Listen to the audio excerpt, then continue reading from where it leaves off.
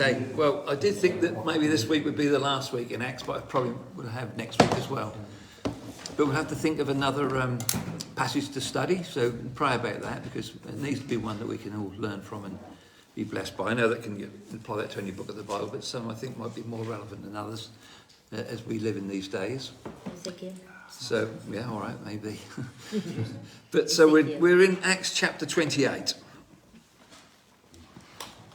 If you remember last week, we looked at the shipwreck, and as God said through his angel to Paul in verses 23 of chapter 27, he said,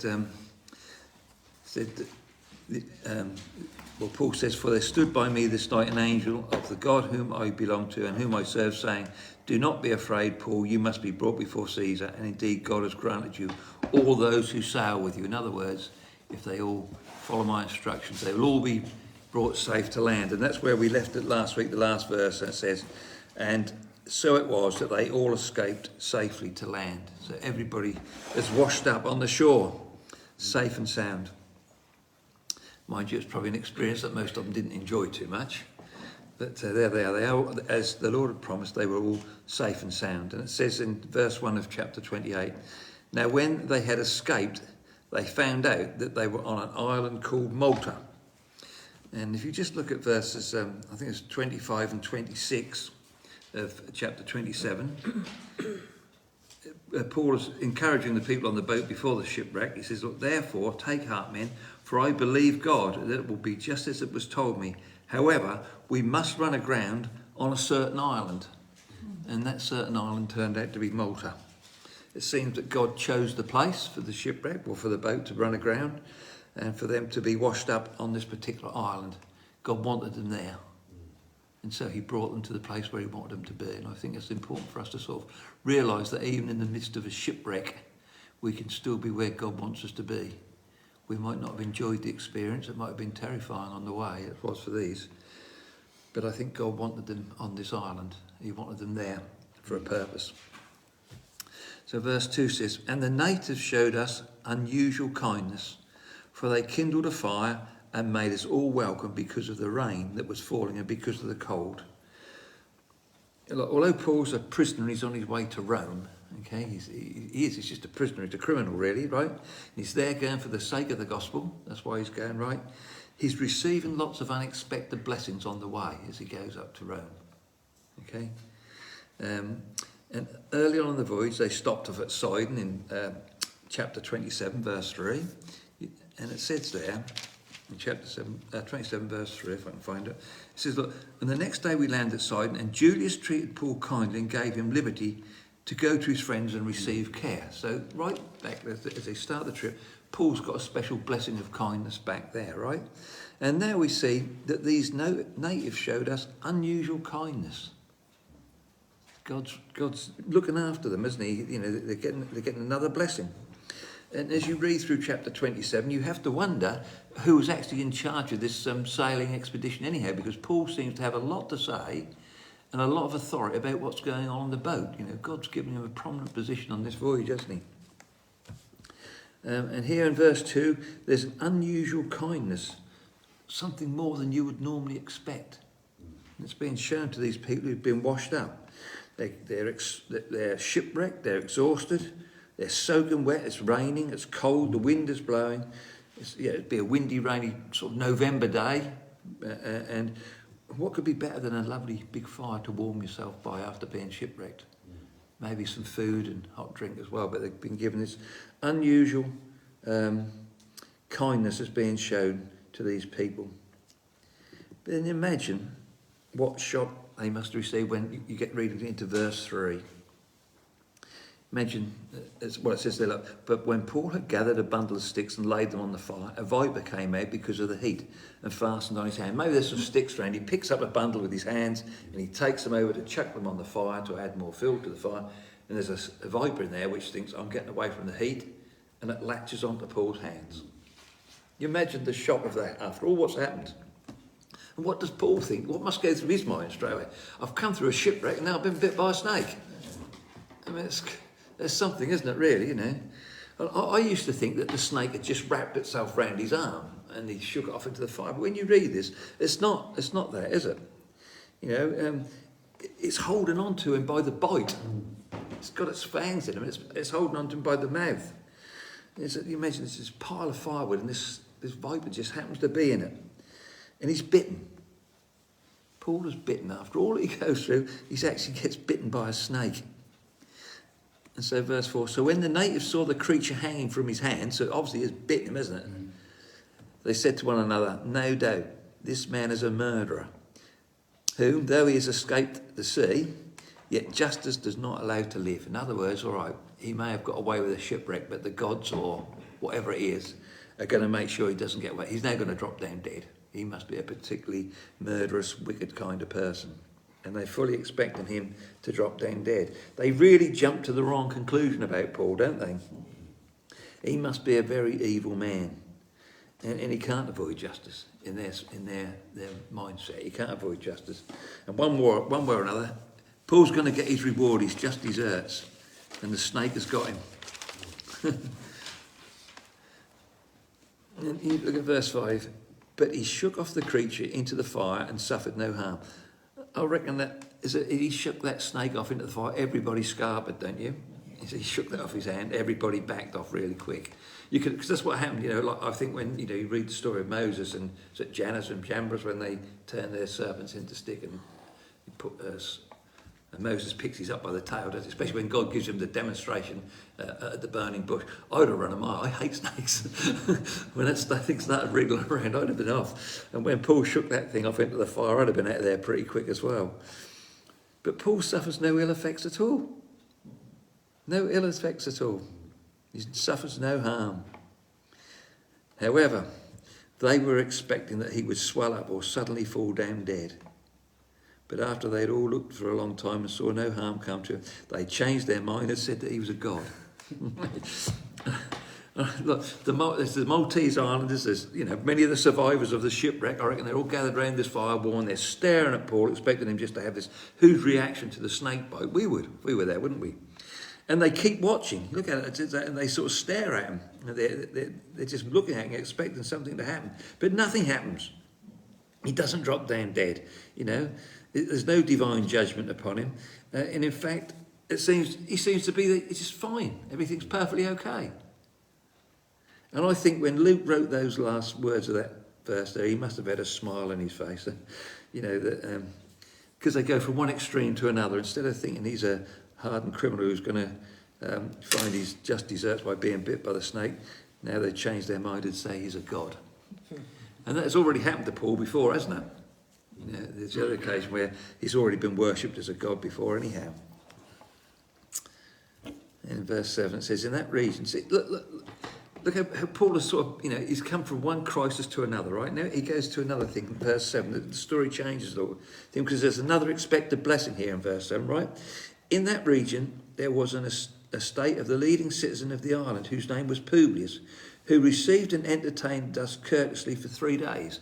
So Paul is now being put up by the leader of, the man in charge of the island, probably some Roman dignitary or man with Roman authority, and they're being catered for by him. He's being cared for by him. Paul's a Roman prisoner on his way to trial, and here he is being put up in the biggest house of the estate and being entertained, fed, looked after. God's got his hand on him, hasn't he? It says, and it happened that the father of Publius lay sick of a fever and dysentery. And Paul went into him and prayed, and he laid his hands on him and healed him. And when this was done, the rest of those on the island who had diseases also came and were healed. So God is putting everything in place. Everything's being lined up. Paul has given an incredible opportunity to reach the islanders, the survivors of the shipwreck, with the real living gospel of, the Lord Jesus Christ. I'm sure that knowing Paul, he doesn't just, what we read on, he doesn't just heal people. He preaches the gospel to them. I'm convinced he gives them the gospel. I can't believe that Paul would miss opportunities like this. He's basically got a captive audience, hasn't he? And he won't be there for long. He's on this island for 3 months, right? But he's going to leave a huge witness behind him. People won't forget him. He's come along, he's healed people, and he's preached the gospel. And then he's going to move on. But, you know, and the people who were shipwrecked on the boat, what, 276 was it? They're going to go back to their homes in different parts of the Mediterranean, aren't they? They're going to take the stories and the gospel with them as well. So God, through this shipwreck and this whole situation, bringing them onto the island of Malta, the gospel's spreading, isn't it? Every step of the way that Paul goes. And Paul's being well treated too. He's being looked after as well. You know, the islanders who receive Paul as friends, they're bringing their families. They're being healed.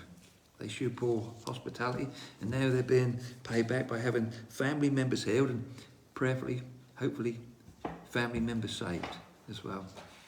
We don't know. We're not told if anybody was saved, but you have to believe that some were. We're not told they are, but I'm convinced they must be. And don't forget, Luke was a doctor as well anyhow.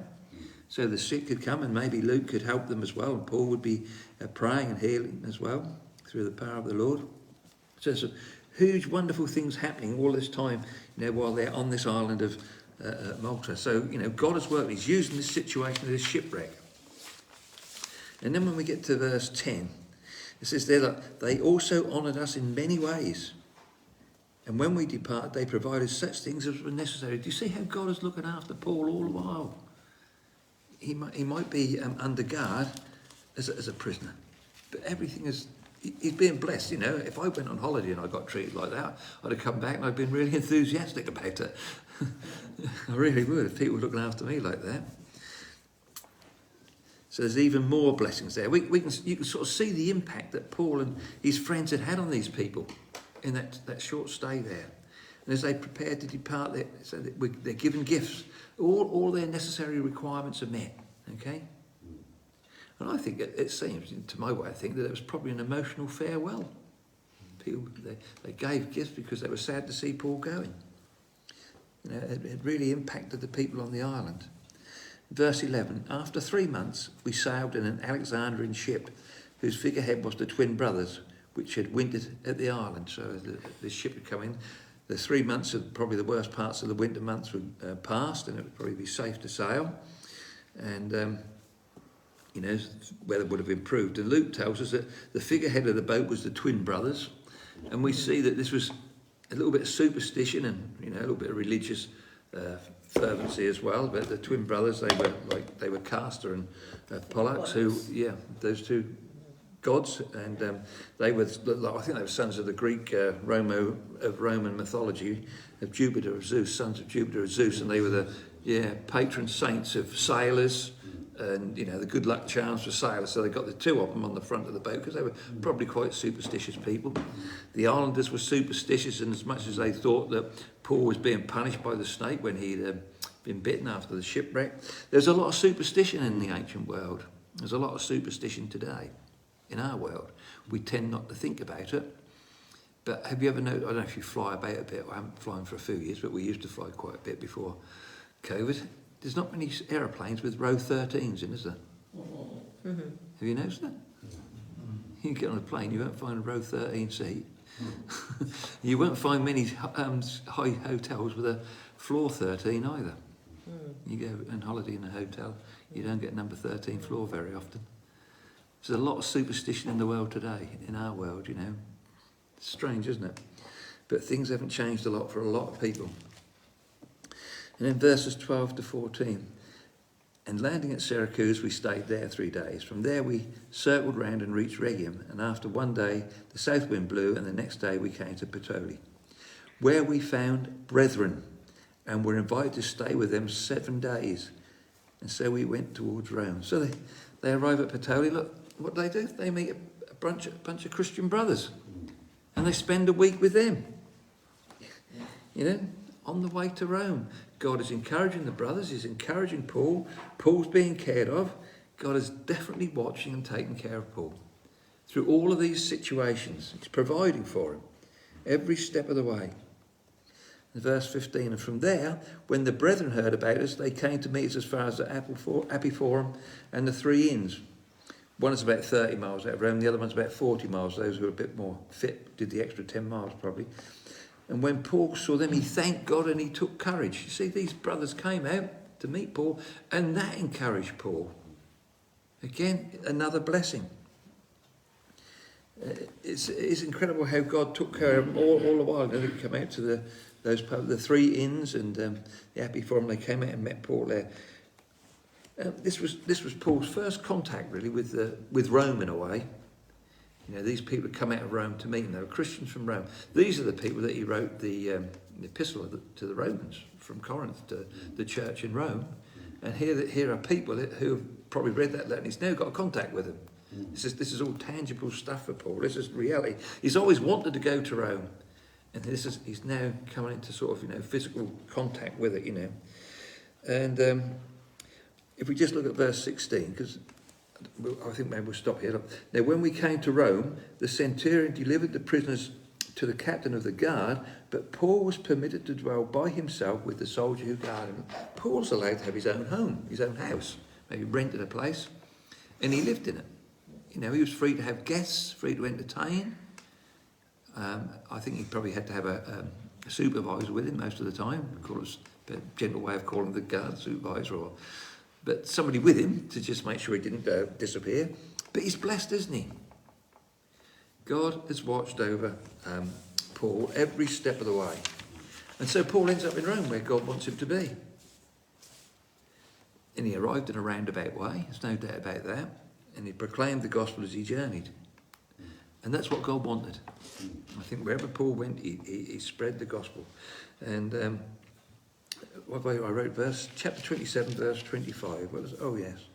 Look, Paul's message was this, wasn't it? I believe that it will be just as it was told me. I believe God. That's his message, really. I believe God, that it will be just as he told me. That was Paul's great belief, that he believed God, and things would work out just as God told him in all aspects. And if we could sort of remember that, that's a good thing for us to remember. I believe God, and it will be just as he said.